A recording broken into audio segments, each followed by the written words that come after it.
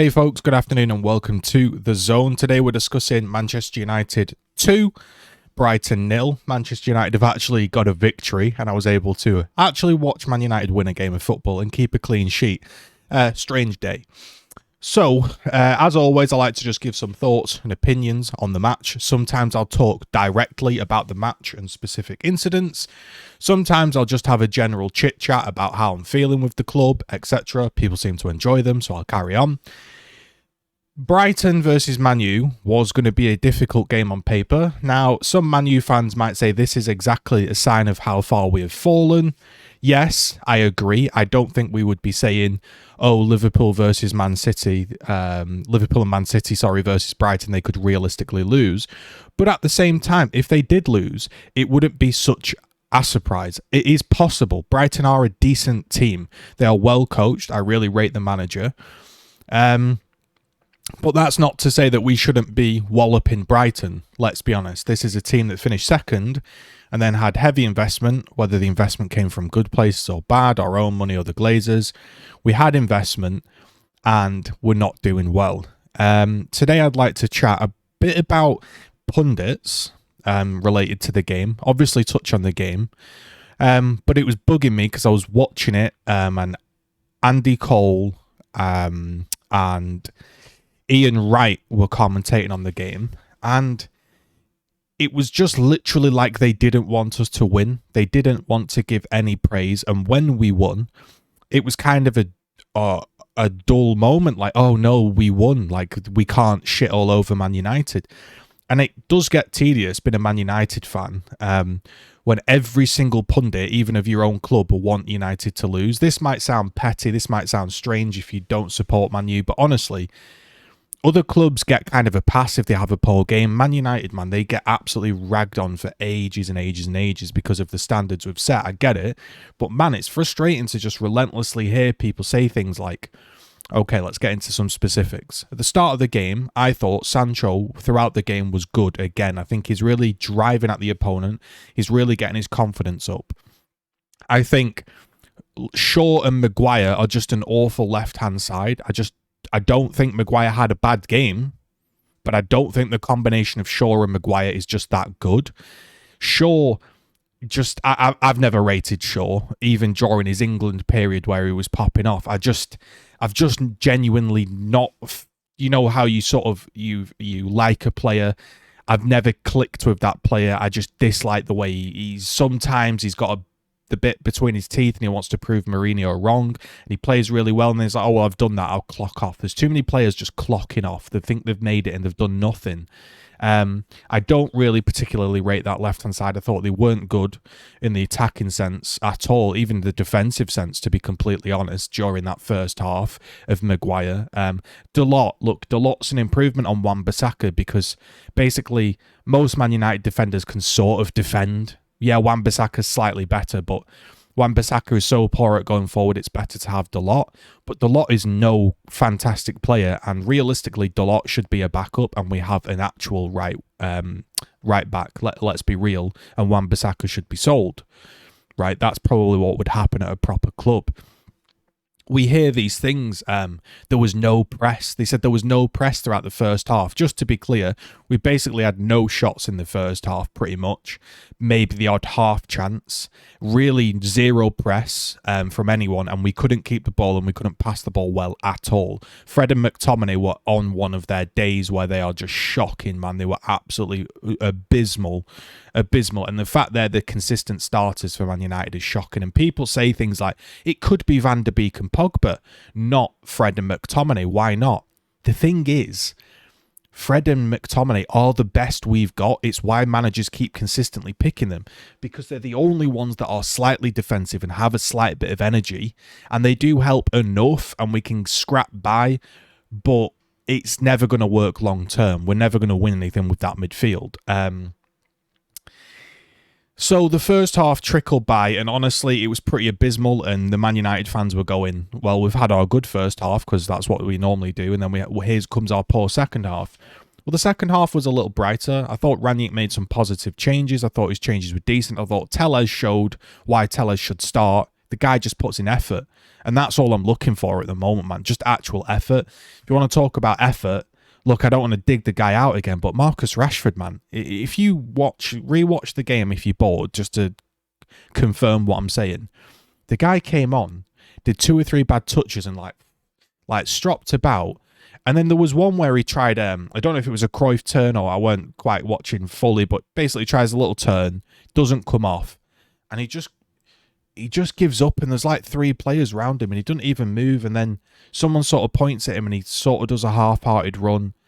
And to say he had like 10, 15 minutes against 10 men, he had such a lack of desire. And here's where the problem lies, guys.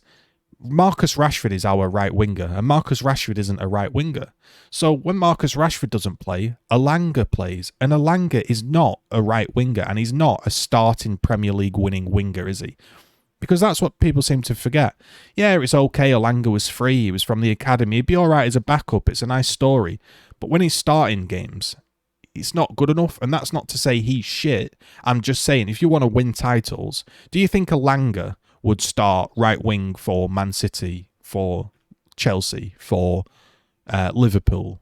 No, unfortunately, currently he's not good enough, so he shouldn't be starting. Maybe if you 4-0 up and you want to wheel him on and get some minutes, yeah. But we've come into this situation where the Glazers just they keep people that shouldn't be kept, get rid of people that shouldn't have got rid of, like Herrera, this and that, and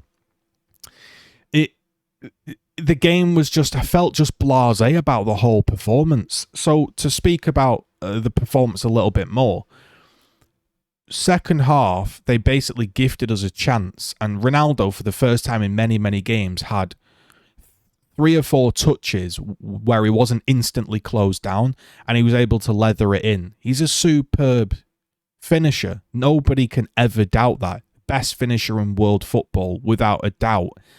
But the chances he's getting are getting smaller and smaller and smaller, because I'm going to be honest with you, man, it's kind of sad to see, but it's almost like he's losing muscle mass so he can maintain his physique, his fitness, his sprinting ability, so he can sort of play at the top level. But that is just meaning he gets bullied around, man. He gets bullied and pushed around. He's over on the floor all the time. He just looks weak. And it's a bit sad to see, because he's like, apart from Rooney's my favourite player of all time, then probably Ronaldinho, and then Ronaldo, really. The two are chop and change. But the Ronaldo at Man U, obviously he's not that guy. You can't escape time. The Ronaldo, the dribbling wonder kid, he's not that guy anymore. And he's also slowly not becoming that finisher, just because, well, you can't escape time, and that's no disrespect to him. He's still doing a brilliant job. And by the way, he's still our best striker, so he still should play.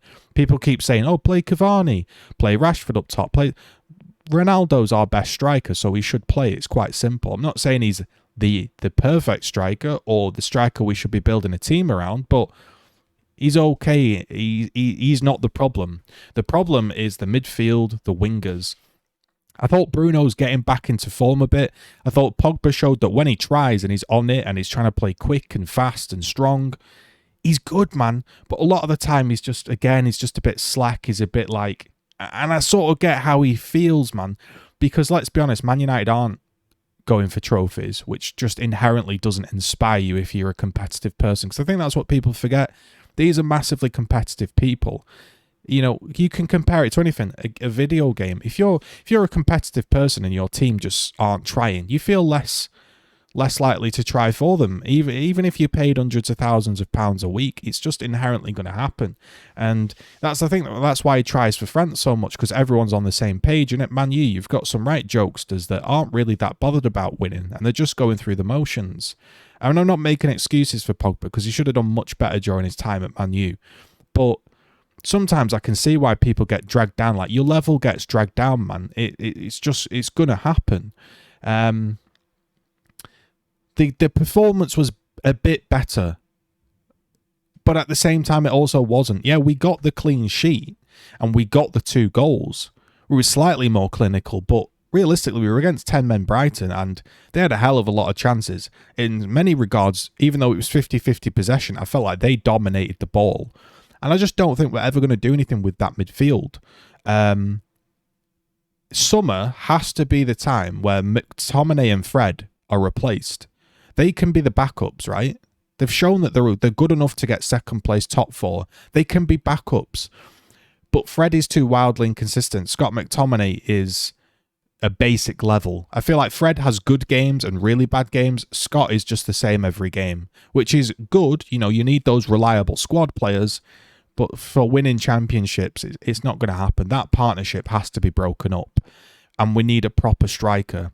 And I think Sancho's nailing down that left wing spot, and people were always saying, oh, we've finally got a right wing sorted. From what I saw at Dortmund, which granted wasn't much, he always seemed to be better on the left. We still need a right winger. It can't be Juan Mata, Jesse Lingard, Elanga, Rashford on that right wing. We need an actual right winger. There must be somebody in world football that can play right wing for Manchester United better than Jesse Lingard and Elanga and Rashford right now. There just must be. So we need to definitely sort that problem out for sure. We need to start getting some control. But here's the thing again, relating back to the pundits. The pundits were saying, well, we've heard all about this Rangnick press and he's not doing it.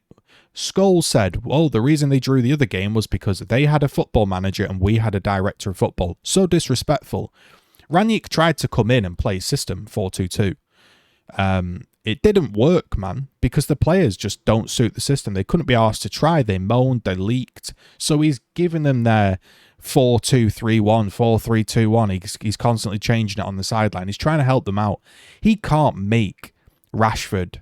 He can't make Ronaldo, Scott McTominay, Elanga press. They're not good enough. They're not full pressing people. They're not going to press. And it would be stupid to say, go out and do a 5-man press and be awful at it and then lose the game. You know, look at Conte. Here's what people don't understand. They're trying to say Rangnick's a shit manager because he's not getting his players to press, even though he doesn't have the players. What about Conte? Conte's doing nothing at Spurs at the moment, right? Is he a shit manager as well? We know Conte's not a shit manager. That's a fact. He wins. He's literally a serial winner. That is what Conte is. He can't do it at Tottenham. Why? The players, the mentality of the club, the owners, a bit like Man U, right? Tottenham are quite similar to Man U in some ways at this point. Their owners all about the checkbook, managing funds. They're not that bothered about winning trophies. It's top four's the big goal. You know, is Conte a shit manager because he hasn't done his press? No. But apparently Rangnick is now a shit manager. Rangnick's not a shit manager.